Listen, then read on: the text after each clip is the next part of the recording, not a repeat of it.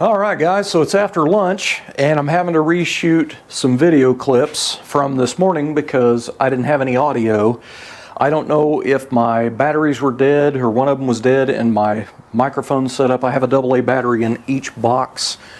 Also, I've done it before, I just forgot to turn one of the switches on one of the two boxes. But I've done several video clips this morning, and then I went in at lunchtime and put them into the computer and played them back, and there's no audio. So the only one I have audio of is where I went up here to the local gas station and got me some energy drinks because I didn't have a microphone set up on it. But anyway, so I've already got a pretty good start, which all I've really done is do a bunch of grinding underneath the car. This grinding is what's slowing me down, and I keep trying to do other stuff to keep from having to do the grinding. I'm putting it off because I don't know anybody that loves grinding welds, you know what I mean? It sucks. So anyway, I had to go out to my shed and dig around, and I found some because I didn't even think about these. I gotta have the carriage bolts for the gas tank straps. Steve's car wasn't set up for them. They had welded 1/4x20 studs or bolts up underneath the car, and the originals 3/8 bolts, 3/8x16 carriage bolts. So anyway, I went out the shed and dug them out. These are for my wife's four-door. These are the originals. They're in good shape. So I'm gonna clean these up with a wire wheel. I'm gonna run a thread cleaner die on the bolt and a thread cleaner tap in the nuts, which these turn just fine. I'm just making sure they're nice. And then I'm just going to spray paint them with some etching primer and just bolt them on and use them. That way he doesn't have to spend any money. I think I'm probably going to put stainless steel in my wife's car. And I think I have a pair somewhere. I looked over in my slide tray over there, but I couldn't find them. I know I have some stainless carriage bolts. But anyway, I'm going to use these for Steve's car, and that way he doesn't have to buy a pair of gas tank carriage bolts. It's just, they're here, they're free, and you know what I mean? Might as well use them. This car is not one of the cars that's going to have mirrors under at a car show. His car is a true driver. He's going to enjoy the crap out of this car. He's going to drive it a lot. But anyway, so trying to save him as much money as I can with stuff that I have here. So, man, I got so much grinding to do. I'm not looking forward to it, man. I got a big mess in the floor. I'm kind of set everything out and arranged it. So I have these brackets, all 4 brackets removed from the 56 parts car that he bought for the chassis. And instead of laying under the car a couple of weeks ago when it was muddy, all I did was cut out the floor bigger. And that way these, were connected on there. And I didn't have to lay into the car. I just did it from inside the trunk on the top side. But anyway, these, from setting out here in these last 2 weeks with all the moisture we've had in the air, these have rusted up again, so I'm going to have to blast these again. But right now I'm trying to figure out my placement for these rear ones. There's supposed to be an indent like this on this, but where I cut it, I think it's kind of starting right there from the feel of it. But I was going to get under my wife's car, her four-door, and look and get a measurement from the edge, and that way I'd know where they go. But because I can see the outline of where this strap piece was, so it'll kind of give me an idea. Now these, they go like this, so that one's going to be pretty easy to figure out there. But anyway, there's 4 brackets. These are very important to have on your Tri-5 with the factory gas tank. This is what holds your tank straight. So if you didn't have these, or if they were severely rusted, this holds the whole weight of the gas tank full of gas at the front of the car. And the rear ones, what they basically do is they keep the gas tank straight, and that way if you get into, you get hit or get in an accident or slide off in the ditch or whatever, the gas tank won't slip sideways either this way or this way, which would cause the gas fill tube to disconnect from the gas tank and leak gas out everywhere and might cause a fire. So to me, these are very important to have in the car. So I need to get these welded on under there, and then I've got to get his gas tank and everything, and I've got to fit everything up. That's why I needed those bolts out. But Anyway, I'm going through a lot of these Norton Blaze discs.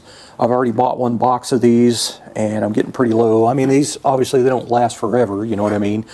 I don't like using flap wheels on sheet metal. It gets the sheet metal too hot, and it turns it into an oil can effect where the metal goes thunk, thunk, thunk when it gets too hot. So I like using the Norton, and that way I can do low RPM and skip around so it doesn't get too hot. This trunk has already been subjected to a lot of stress from having rear impact and this floor being all tweaked out. So, you know, it's already stretched pretty good, but that's what, you know, caused me to have to go in here and do a whole bunch of work in here to straighten this up and get it so that nothing rattles and vibrates while he's sitting at a stop sign or a stoplight or something. Anyway, I talked about it a long time ago, and a lot of you guys are probably not going to remember. I had found at Tractor Supply, they had a set of, I don't even remember how many cutoff wheels they were in it, but they were Porter cable, and they were very inexpensive, like $15 or something, $10 for a huge pack of them. I went through every one of those on Steve's car. They do not last like these right here. So the HP series, DeWalt, I love them, or XP actually. I think I've got the wrong ones now. Son of a gun. I think it's XP that I like because I think they have a red label. These are for metal cutting. But anyway, I got these in a pretty good buy at Tractor Supply as well, so hopefully these last a little bit longer than those Porter cables. But anyway, that's what I'm doing today, is trying to get a little bit more stuff done. I got a ton of grinding to do, man. It sucks, but it is what it is. It's got to be done. So I need to get out the bed liner that I've got over here, and I need to brush it on and see if it's still good. I hope I still have it in here. It's stuffed off in here somewhere, I'm pretty sure. Well, I actually don't see it. It's a gallon can. I'll have to pull some stuff out. I have some old school, like a gallon can of bed liner. It's either brush on or roll on. And that's what they used on the bottom of Steve's car. I know that's what it is by the way it's applied. Anyway, I'm pretty sure I got some of it, and I'm hoping it's still good, because if I have it and it's still good, I'm not going to charge him for it. That way he doesn't have to buy bed liner, you know what I mean? I would love to get some Raptor liner and put on that trunk, just because the stress that the trunk has gotten. So that Raptor liner, it dries as a hard coating, but it is a textured bed liner coating, very durable stuff, and that's what I've got under my car and in the trunk floor and everything. But my thought was, if I put it on here real heavy, the trunk floor, as rough as it is, it would probably look really nice, but it also help for sound deadening, putting a bunch of it on there. The stuff's pretty expensive. It's a couple $100 now for a gallon of it, and that's actually technically 4 bottles. But I'm wondering if I can just buy a one bottle kit. I know they sell a single bottle, but I'm wondering if a single bottle would actually do the trunk. That would sure be a great way to go, man. But again, doesn't really need it. You're not going to see it once the trunk's upholstered. So I'm going to dig through here and see what I can find. Well, it looks like gas is $2.69 today.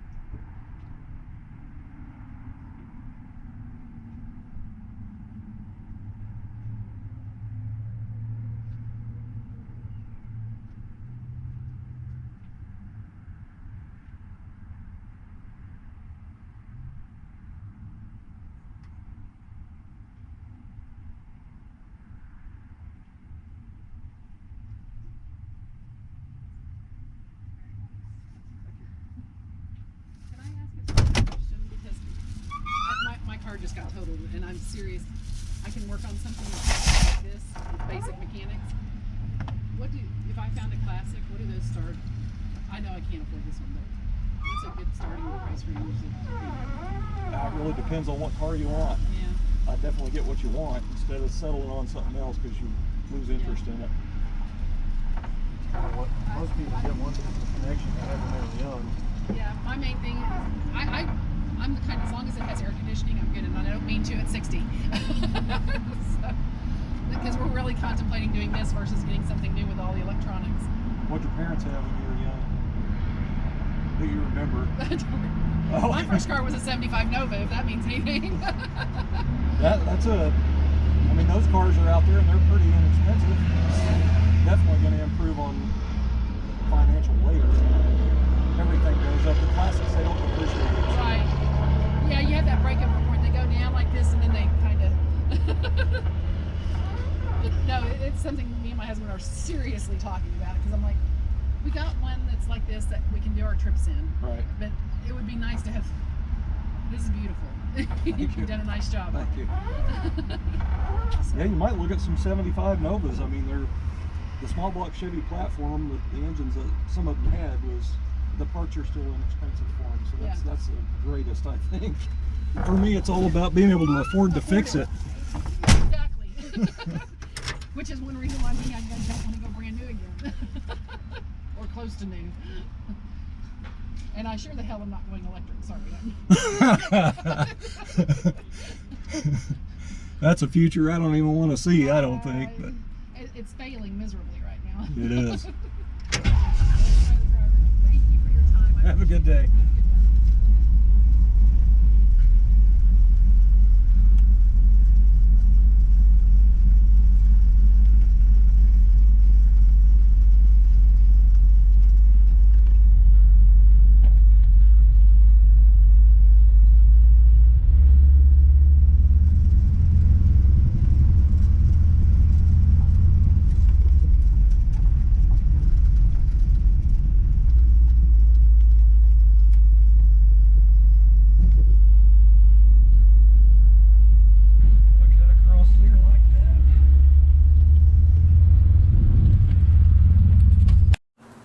Alright, I got it dug out in there, and there's not very much in here. This stuff has been in that shelf for years. Years.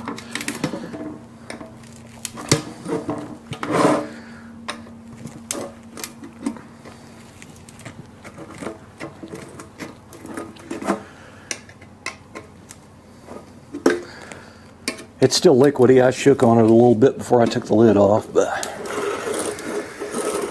looks like I got about a, I don't know, quarter of a can there. So I'm going to stir this up and try to get it,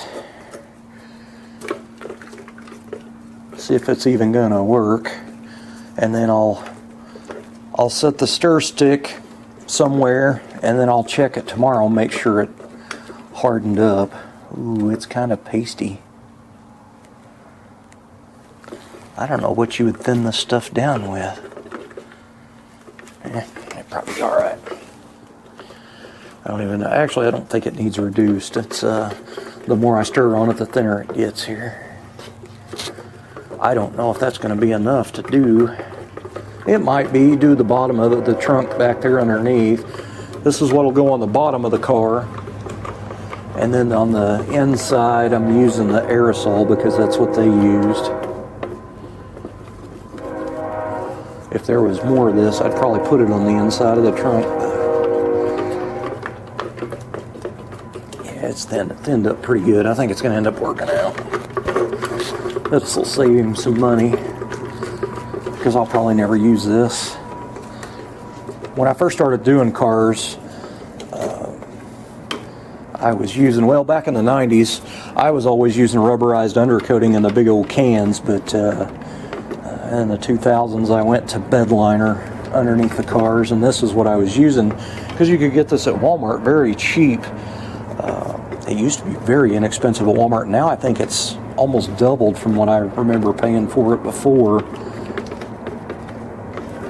And you can roll it on and you can brush it on, but what I ended up buying, I don't even know where I have it at.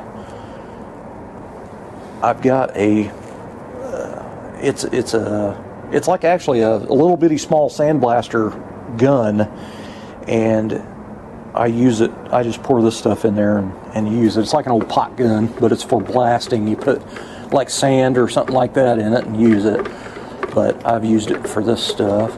That way it kind of goes on evenly. When you brush it on and roll it on, it doesn't really look that nice. It tends to, you know, clump the rubber stuff up or whatever's in there, those particles. When you pour them into, like when you're brushing or rolling it, you pour it into a tray, and as you're putting it in there, usually the stuff will settle down, the heavy stuff will settle to the bottom, and you're left with just like black paint on the top, kind of, if you get what I'm saying. But anyway, you'll be sitting there rolling it, and it kind of has a sporadic texture to it, and that's why I never really liked it until I started spraying it. And when you spray it, you can really get it uniform. Now, I will tell you guys, if you're going to do Raptor liner or any kind of bed liner, and you're actually going to shoot it on with a gun, once you get it all coated on your final, after you're done putting it on and you do your final, you want to hold the gun way back and dust it. You want to dust it on there, and that's what kind of dulls it out so it's not so glossy, shiny looking. But it makes it look really professional when you do that. But anyway, I'm going to do that number, and I'm just going to set this out and check it tomorrow and see if it's dry. What I'm afraid of is it's so old it may not dry. That's the only thing I'm worried about, but it should be okay. I mean, who knows? And I got, this is an old gallon of some Kirker paint that was actually on the same shelf as it. I don't know if you can see that color or not. This is called Black Cherry Pearl. A real pretty color. And this is what I thought about putting on the new 4-doors dash and garnish moldings, is the Black Cherry Pearl. And it's only because I have it here. That's the only reason. I'm talking about that new 55 4-door that a subscriber gave me. I'm going to primer the car. The whole outside, the door jambs, the firewall, everything will be primer brown. But I do want the dash and the garnish moldings, everything inside really, really nice. So I'm going to paint all that stuff. But anyway, I really need to go through here and see what all I got, because I've probably got some cool colors that I've forgot about. But that Black Cherry Pearl I kind of like. My brother did say that he thought his dash and garnish moldings were a maroon color. And it just happens to have, I just happen to have some Black Cherry Pearl. I mean, it's close enough, you know what I mean? But that Black Cherry Pearl is a real pretty color. I think I've got a quart of it in a Summit too. Okay. So while I was digging all that stuff out, I found this, which was a mistake from Summit, and they actually gave it to me, which was pretty awesome. So when I did my 78 Cutlass Salon, I painted it with Summit paint, base coat, clear coat, and it was called Indian Bronze Pearl. And I had bought a couple of quarts to paint like the inside of the trunk and all that kind of stuff. But anyway, when I got the quart in, it said Indian Bronze Pearl with the number and everything on it. And then when I shook it up and I took the lid off, that is not Indian Bronze Pearl. This is actually Black Cherry Pearl is what this color is, because they have one that's called Black Cherry Pearl, I believe. So anyway, I called Summit and I told them, I said, hey, this label has been put on this can wrong. This is not the right color. So they sent me out another quart of Indian Bronze Pearl. And I said, do you want me to send this back? And she goes, no, just keep it. It's like, okay. So this is what I'm going to use on the dash and the garnish moldings and the steering column in the new 55 4-door that's coming.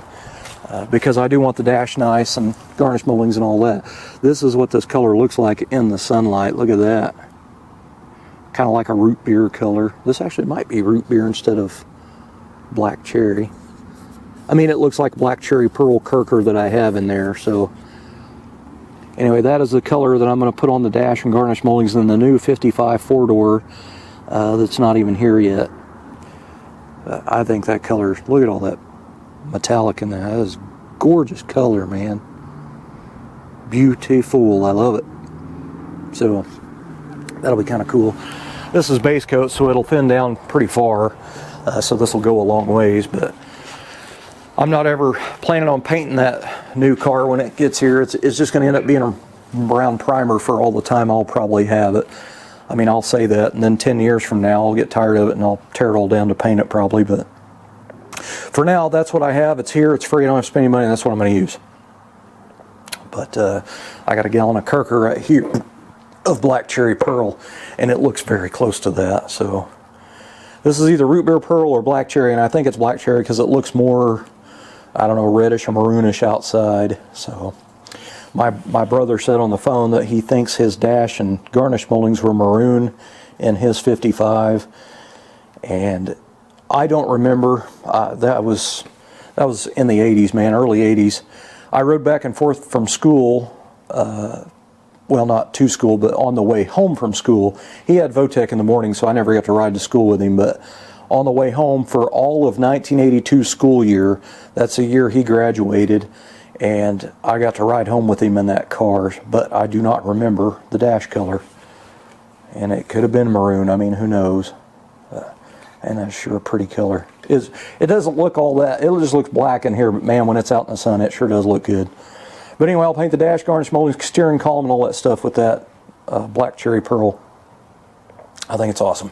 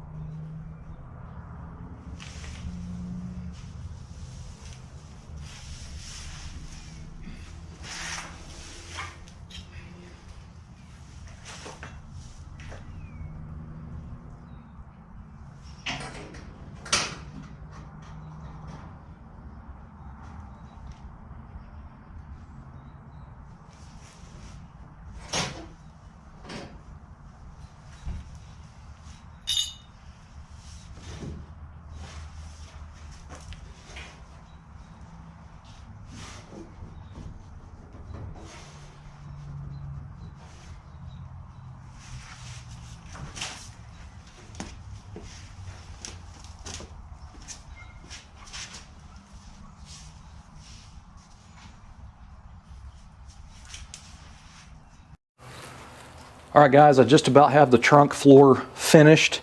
I'm hoping by tomorrow evening it'll be done and in etching primer. I ran into more problems fixing hackery. I actually found more hackwork that I had to fix. I've got 3 of the brackets welded to the trunk floor for the gas tank. I only have 1 more to go. And the reason I couldn't put the other one on there is because they had used all metal and stuff like that in places, and some more window urethane in places. So I had to do some more welding. So I got to clean these areas, grind these areas, and then I can put that last bracket on. But man, what a mess.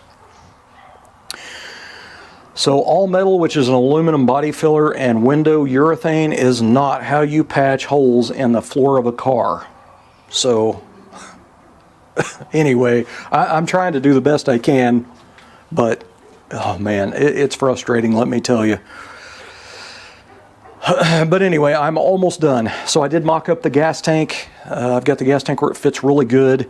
I welded in the forward brackets first, and then I put the gas tank in and tightened it down, and then I put in the rear brackets, set them up in there where they're tight against the tank, and then I marked those out. I wanted to make sure the aftermarket tank, you know, it's an aftermarket tank, and I'm afraid that it might not fit like an original tank did, so that's why I did it that way. I do have all the measurements to put those brackets in from the factory where they were, but I'm glad I did it the way I did, because they aren't in the exact locations as factory. They're off just a little bit. But anyway, I welded the forward brackets in, I put the gas tank in, bolted it in, and then I put these rear little angle brackets up in there to the edge of the gas tank, and then marked them out where they go. So I have the right one welded on, but the left one I have to do more work to. So the floor area before I can weld it on. But I'm almost done, man. So I'm hoping by tomorrow it'll be finished. What a mess. I cannot believe how long it has taken me to do this trunk floor, but I keep finding crap. Anyway, I guess that's it. I guess I'll see you guys tomorrow. Thanks for watching.